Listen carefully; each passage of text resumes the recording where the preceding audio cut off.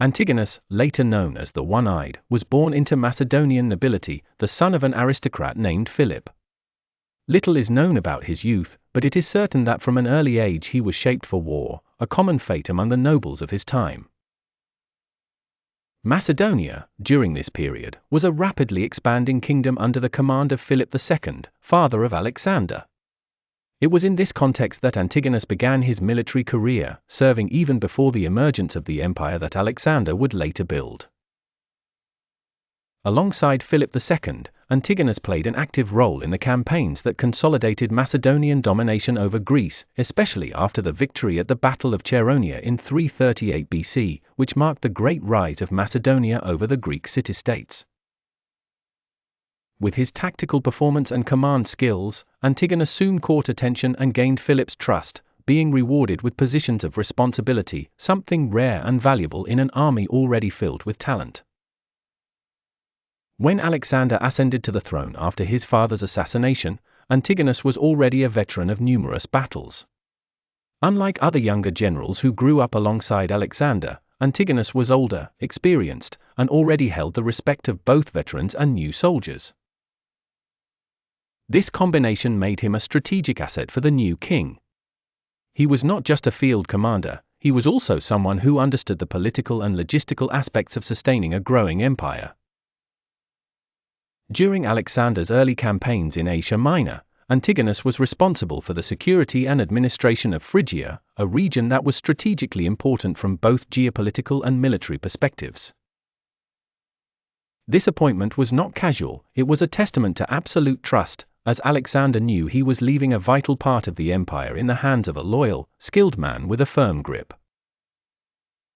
Thus, even before Alexander conquered Persia or set foot in Egypt, Antigonus was already paving the paths that would support the empire's rear.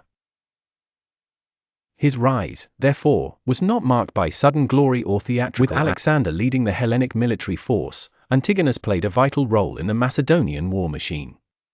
He was a trusted commander, capable of managing entire regions while Alexander pursued conquests in the east. During the campaigns in Asia Minor, Antigonus protected supply routes and stabilized newly conquered territories like Phrygia, where he governed as satrap.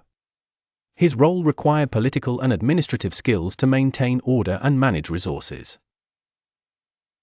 Antigonus maintained an active army, ready for defense and offense, expanding Macedonian dominance while Alexander marched towards India. Though not present in famous battles, his mission was crucial to ensure a functioning empire upon Alexander's return.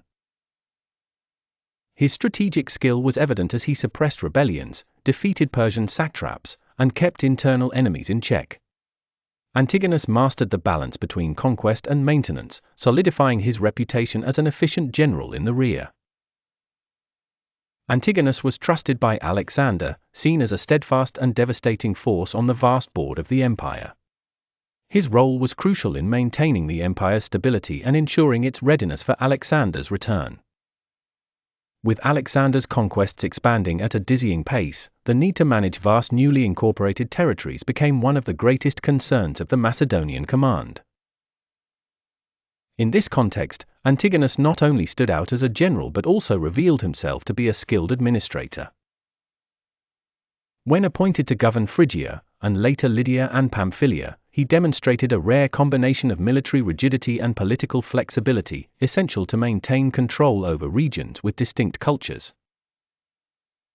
Phrygia, located in the heart of Asia Minor, was a strategic territory, a passage point between the Hellenic West and the Persian East. Upon taking over the administration of the region, Antigonus immediately began to strengthen the cities, reform roads, establish military outposts, and reorganize tax collection. He ensured that resources flowed regularly to feed Alexander's war machine, but his rule was not limited to the use of force. Antigonus knew how to integrate local elites into the Macedonian power system, offering positions and privileges to those who accepted his authority. This approach helped avoid rebellions and ensured a relatively stable transition, while making it clear he would not tolerate resistance. With an iron fist, he crushed insurrections and relentlessly pursued the remnants of the old Persian administration that resisted the new order. His reputation grew among allies and enemies, who saw in Antigonus a man who balanced justice and terror, rewarding loyalty with security and punishing betrayal with severity. While Alexander marched towards India and fought legendary battles, Antigonus laid the foundation for the future Hellenistic world's infrastructure. His work in Asia Minor was so efficient that, even after Alexander's death, he maintained his influence intact and used it as a springboard for future ambitions. Phrygia was not just a province, it was the heart of his power base, the pillar supporting his dreams of total domination. Antigonus was not a conqueror like Alexander, he was a builder, transforming chaos into order, placing him at the center of disputes after the empire's fall. He was not only Alexander's most feared general but also the most prepared to inherit and govern all that Alexander had left behind. With the sudden death of Alexander in 323 BC, the vast empire he had conquered in just over a decade became a minefield of ambitions and distrust. There was no adult heir to take the throne, only an unborn son, Alexander IV, and a half-brother with mental limitations, Philip III.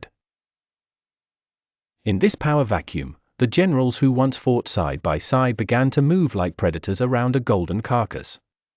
Among them, Antigonus was the most experienced, and the most patient. Shortly after Alexander's death, the Diadochi, the successors, gathered at the famous partition of Babylon, an agreement that divided the vast lands of the empire among the generals. Antigonus officially received the governance of Phrygia, Lycia, and Pamphylia, maintaining control of his strategic stronghold in the heart of Asia Minor. But this arrangement was as fragile as porcelain. Everyone knew that sooner or later someone would try to take more than what was given to them. And Antigonus, old and cunning, would not wait for them to strike first.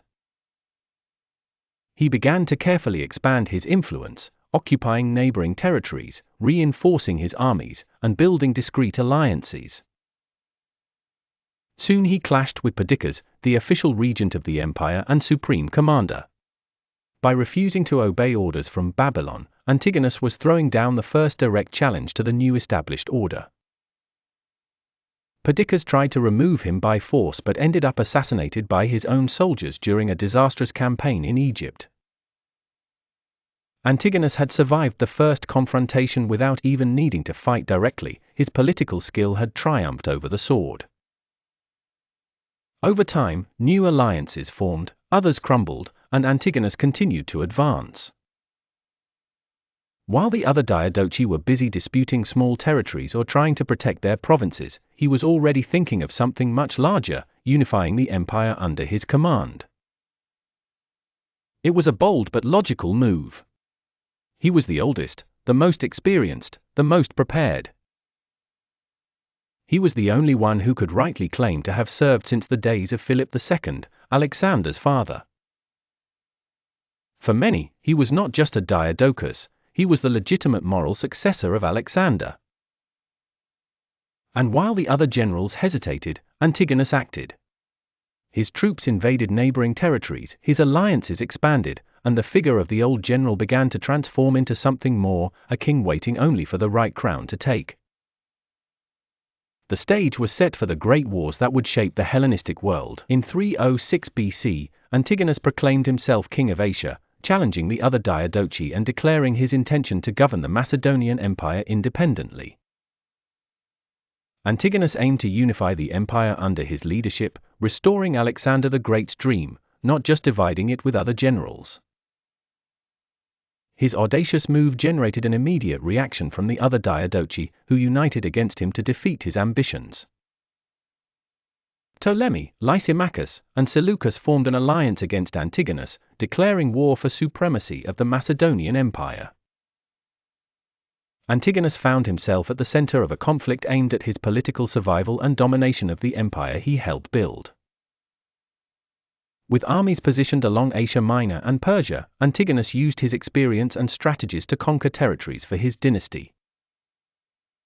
His initial victories demonstrated military superiority, but he faced challenges from the well-formed alliances among his rivals. The turning point came in 301 BC at the Battle of Ipsus, where Antigonus led his troops against the coalition of his enemies. Despite his determination to reunify the empire, the battle was a strategic disaster due to underestimating his enemy's strength. Seleucus's innovative use of war elephants was crucial to Antigonus's defeat at Ipsus, leading to his downfall. Antigonus was mortally wounded during the battle, symbolizing the end of his aspirations to rule the Macedonian Empire.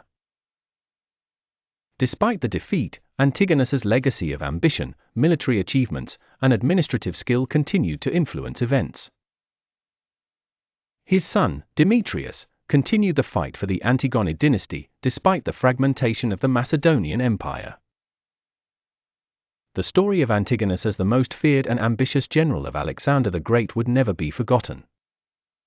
The death of Antigonus marked the end of his ambitions and impacted the wars of the Diadochi and Macedonian Empire history. His defeat at the Battle of Ipsus led to a new phase in disputes among Alexander's generals. Antigonus's legacy continued through his son Demetrius I, the Poliorcetes, who fought to restore the empire. Demetrius inherited Antigonus's warrior spirit and vision of consolidating the Antigonid dynasty. Other Diadochi like Seleucus, Ptolemy, and Lysimachus had consolidated their kingdoms, fragmenting the empire. Demetrius couldn't overcome Seleucus's growing power, despite victories and attempts to restore his father's glory. Demetrius demonstrated tactical ability but was weakened by lack of support and political intrigues. He was defeated and captured, but his struggle for the Antigonid dynasty was not in vain. Antigonus's memory remained a reference for Greeks and Macedonians as a symbol of loyalty and ambition. Antigonus the One-Eyed left an indelible mark on the era of the Diadochi. His rise and fall showed the fragility of the Macedonian Empire and the impact of individual ambitions. After Antigonus's death, the empire fragmented further, leading to independent Hellenistic kingdoms. Alexander's legacy was preserved in a fragmented manner, with his vision of unifying the world persisting. Antigonus became an emblematic figure of Alexander's military and political legacy.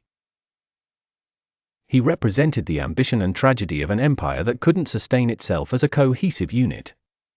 The impact of Antigonus' death, combined with the fall of his dynasty, was deeply felt in the wars of the Diadochi, which continued to shape the future of the Hellenistic world. Although Alexander the Great's empire fragmented, the figures who fought for its division and dominance left a legacy that endured for centuries. The struggle for succession to Alexander's empire, symbolized by Antigonus' ambition, created a landscape of rivalry and war, where great figures of the time, such as Seleucus, Ptolemy, and Lysimachus, shaped the geopolitics of the Hellenistic world. The fragmentation of the empire, although resulting from the disputes and ambitions of the generals, had broader effects on the cultural, political, and military development of the region. Alexander the Great's legacy continued to be a reference point for the rulers and strategists of the new Hellenistic kingdoms, who were immersed in the quest for stability and power. The concept of a unified empire, under a single ruler, became increasingly a utopia, as Alexander's former generals, like Seleucus, Ptolemy, and others, established dynasties that endured over time. Even after Antigonus' defeat, the battles and alliances of his lifetime continued to influence subsequent generations. Antigonus' strategy, his vision of unity, and the way he challenged his rivals created a model of military leadership that would influence future rulers. His deeds and ambitions also served as a reminder of how ephemeral power can be, and how great civilizations, no matter how grand, can be destroyed by ambition and the struggle for control. The death of Antigonus on the battlefield of Ipsus, and the subsequent division of the Macedonian Empire, mark the end of an era of great achievements, but also the beginning of a new period. The Hellenistic world would become a field of rivalry, where independent kingdoms would emerge from the fragmentation, yet maintaining the cultural and military heritage of Alexander the Great. Despite the fall of his empire, Hellenistic culture, and Alexander's ideas about unification and conquest, continued to resonate throughout history. In the end, the story of Antigonus the One-Eyed is a powerful reminder of how ambition can lead to great feats, but also to great falls. His role in the wars of the Diadochi and his struggle to become the supreme ruler of the Macedonian Empire is one of the many fascinating chapters of ancient military history, filled with lessons about power, loyalty, and the fragility of empires.